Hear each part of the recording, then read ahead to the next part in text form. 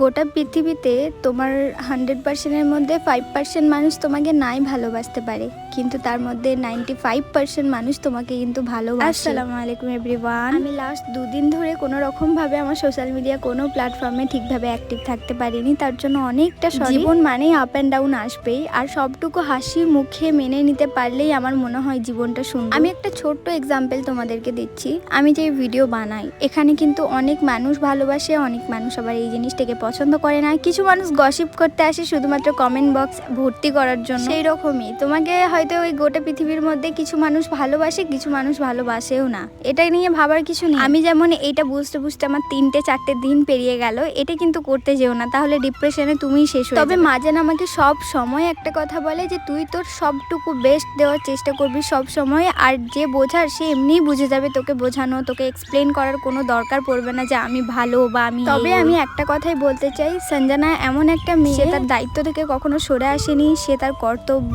সে ভালোবাসা সবটুকু মন থেকে করেছে। কোনোদিন অভিনয় কি জিনিস বা অভিনয় করতে হয় সেটা কিন্তু করেনি। আমি আর কোনো কিছু বলবো না, কারণ যখন কোনো মানুষ তাকে পছন্দ করে না তখন তার কথাটাও খারাপ লাগে। আমি কেমন সেটা আমি আর কোনো রকম এক্সপ্লেনেশন কারোর কাছে দেবো না।